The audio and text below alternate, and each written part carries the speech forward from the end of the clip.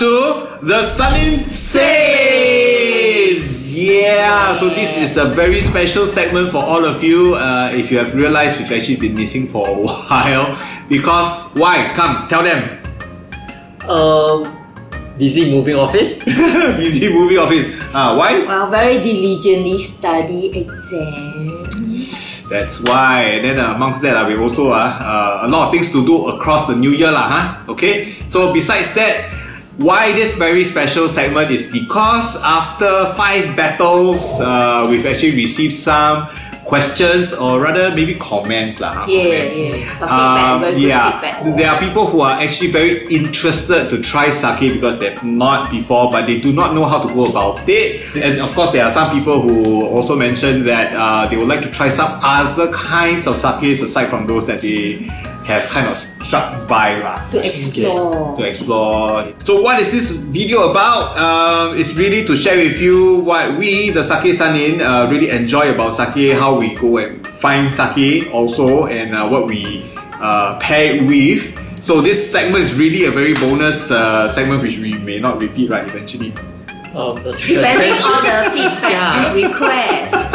As usual, request basis. Yeah, request basis. So let's get started on the very first question. How do we pick our sake?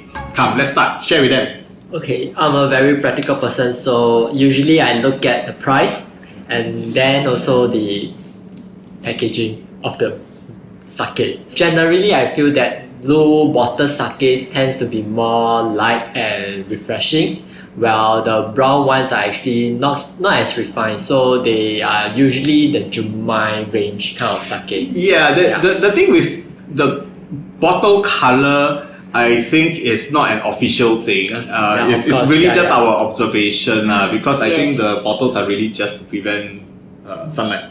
But these are all transparent. So I think it's more of marketing gimmicks. I noticed though, she usually goes for the darker colored bottles. Yes. For my preference, usually I tend to look at Jumai Ginjo or Jumai Daiginjo.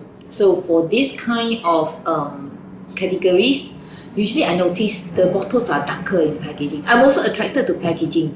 The important part is because it's darker, it's also to prevent the environmental damage to the sake because it's very light sensitive. Packaging aside, people always pick what's got award one don't know what WC, don't know what. Yeah. Every time got award I think that is a safer route Let's say first time you don't know what to take, then you say, hey, this one has got IWC challenge the other one has Kura awards, things like that, right? So that could be a way to look at it. So I tend to look at the label a little bit more. The type, is it what category? Is it Jumai Ginjo is what I like. Okay, more flavorful, more floral or fruity notes. So from there, then I will zoom in further and see, okay, maybe some of the rice that they use is quite famous. Yeah, like Yamada Nishiki, this is usually the one that they use in a lot of sake. It's quite common. But this is really after, we've tried a lot of different kinds of sake, and then trial and errors. Yeah, and you try to kind of remember the label, what it says, what kind of ingredients they use, maybe rice, and then of course which brewery it is, and kind of like maybe the production timeline. Sometimes we each have a very different type that we like, so maybe you should describe what ginjo it is to you. Ginjo to me, it's there is added alcohol to it, and so it's more, there will be a little slightly more alcohol taste. Gasoline. It's not gasoline, it's just alcohol, very nice alcohol taste. So that you feel like it's value for money, paying for the alcohol. I tasted for alcohol. You know that you're drinking alcohol as compared to the Jumai Ginjo, Jumai Daiginjo. And Ginjo style usually tends to be a little bit more aromatic and sweet also. It's quite easy on the palate. So my go-to usually is the Ginjo style kind of sake. I guess for me personally, I think it's more towards just Jimai, which is anything goes, for Jimai, because they could be polished from from 0 to 100. I mean, there's so many different types. It's such a big range. I'm just probably a little bit more adventurous at this point because I've consumed sake for a relatively longer period than the both of you. Yeah, you much know. longer. Yeah. So I guess trying to find something a little bit more, in terms of the complexity of the taste or the aroma, it's what I'm really more into right now. But I always have my go-to, which is the very simple sakes. It doesn't have to be expensive. Yeah. And it's really supermarket brands, anytime you can just walk into a supermarket and grab. Of course, specialty shops, you have all your range from, the ones that you will get. I don't know what you're trying to hit. The high-end ones. So I go there usually only if there is promotion. Which is a very big factor, right? I mean, you buy... imagine if somebody is offering 30% off. And that bottle comes down to about $60, you are getting something quite good. Hey, hello friend. Very rarely you have 30% off lah. That's Maybe true. 10 to 15%. Just that saying makes lah. more, yeah. Who knows, ma? Maybe Chinese New Year they will offer, right? Right, all you sellers, 30% at least lah, maybe. Okay. We are ready. Okay, but what about food pairing? How do you like your sake to be paired with food? Or the other way around, Actually, whichever in lah. terms of preference, right, my focus is I look at what food I'm gonna have, the appetizers, main course, etc. Then I look at the sake to match against the food. So it's more like the focus is the food first, and then find the right sake. I'm not so picky about food, but when it comes to sake, I would prefer to actually make sake as the focus. Yeah, so I'll really just choose something that I really like, and then the food is secondary to me. It depends on the mood. Sometimes it's about just, you want to chill, sake appreciation more. Then I will do the same. Okay, today I feel like having this special jinmai daiginju. Spend a lot of money. Okay, let's try. Then, you just look for snacks that will, go along. No snacks also, okay, no worries, but you just want to try it. Because it's something different, something special, something you never had before. Generally, I prefer that certain level of balance, between alcohol and food. So if something is off, either I finish the food and then I go to the drink, or I finish the drink first before I actually go to the food. But if they complement, I think that is the best of both worlds lah. Because for me, I think having the flavor of the food as well as the flavor of the sake to really balance each other out is just a very amazing thing. Which, frankly, I don't think a lot of other alcoholic drinks offer that sort of level of balance. Yeah. I think it is a very big consideration if you are, say, for example, you're big on wine or even beer. These are things which could be. I think they are probably. Can I say it's extreme? Is it extreme? Are you targeting us wine and beer? Yeah.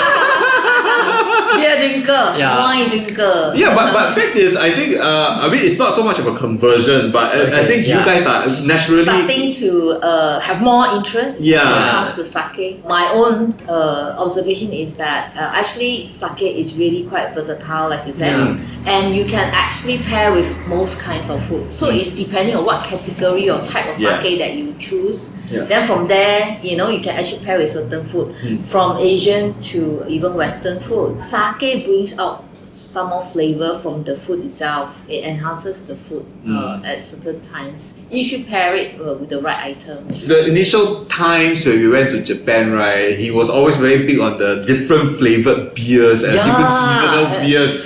It's so exciting. In Japan, there are so many different flavors, brands of beer, and they have seasonal beers like the winter season kind of beers, the autumn, the summer. But they're also good. Yeah, but what sort of changed your mind on beer to sake? Sake. It's not change of mind, but I'll just more open to Okay, it. Yeah. okay. So when I tried sake, then actually sake can be very good too. That's not what he said earlier on. And one trip over at Japan, he said very clearly, can you all please tell me to stop drinking beer so that I can focus on sake? Why? Oh, because during that trip, our first proper meal there, right? The two of you, she was convinced by him to try sake. and I was still very adamant of sticking to my beer. And what usual were we beer. having? Do you remember? It was the tempura. Tempura, right? And when the food was served and the drink was served, right? I tried the sake. Oh man, it was. You should see It his was a face. regret. The total regret on his face. The sake that they ordered, they are so good. Yeah. So for me, beer is kind of more thirst quenching, and it's probably during when summertime then I'll go for beer. Other time when I don't feel that hot, then sake is something that I go to now. Yeah, during that trip it was during winter, right? Yeah. So that's why I decided that for that trip I should start exploring all the sake. Actually, it wasn't winter, it was autumn. It was autumn period. Autumn. If I recall, Before winter, just before before winter. winter. Yeah, because she hates winter. It was just before winter. Yeah, but I think a good thing to know, most of the proper restaurants in Japan would have already paired their food with suitable sake that they think, will really have you enjoy their food and a drink at the same time. So I think that is something that it's good to know. Okay, what advice would you guys have, for someone who has never tried sake before and has always been on beer lah, on brandy lah, on wine lah? How would you tell them, to try sake? My first sake wasn't a very good one. So for someone be open up to sake, it really depends on who you're having the drink with or the meal with. So it's very important. So it must be an optimal, really happy, you're open to try out anything kind of environment. Okay. Yeah. Make sure there's more people lah. So let's say you don't like the sake, everybody have one cup, finish it and that's it lah. Move to the next one lah. And also don't go for the Good idea. No wastage. if it's the first time drinking sake, don't try the low end. At least the somewhere middle, in between, so you won't get too disappointed or too shocked. And if you are not a alcohol person, then probably go for the ginjo style. So whether it's a ginjo, daiginjo or jumai ginjo, jumai daiginjo, this tends to be easier. Actually, for me, I'm thinking like, let's say you are a beer drinker or champagne drinker. I'm comparing with other types of alcohol. So you probably want to go for something like a little bit like a sparkling sake. You can always go to the malls or supermarket where they sell the smaller bottles. So start from there. You try, they're not too expensive, and then some of them are actually sparkling one. So try that first.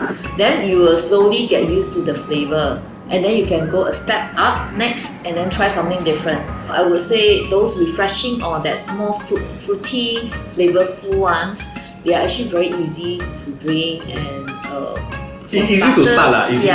For starters for most people. You did mention something along the lines of, if you are very unsure, you can always opt for the smaller bottles first, which is the 300 ml, have a taste, before you actually commit to a full, 720 or even a 1.8 liter, right? If you're actually hanging out with people who are literally sake fans, drink from their bottles first Try, right? Try while you're eating, see what is the response, like for yourself. He also mentioned earlier on, you can always start off from that certain price bracket that you think is affordable for you. Go for something a little bit lower end is fine. Lower end does not mean it is cheapo, it is bad. It does not mean that. It's not, but usually they are not so polished. So it might be a little bit more acquired taste for people who are not familiar. Too harsh or too strong. Right, but I think all in all, look at also the price range. Is it comfortable for you? Don't go all the way out and start off with a $90 bottle. Expensive. Yeah, and then you consume it. It's like, what is this? I thought sake is all going to be good, but sake is really on its own. You really need to kind of enjoy it first before you actually kind of pair with different kind of foods or actually even know your own taste buds. And since Chinese New Year is around the corner, I wish all of you a very wonderful and prosperous Chinese Lunar New Year. Eat well, drink well, sleep well. 恭喜发财 Happy New Year!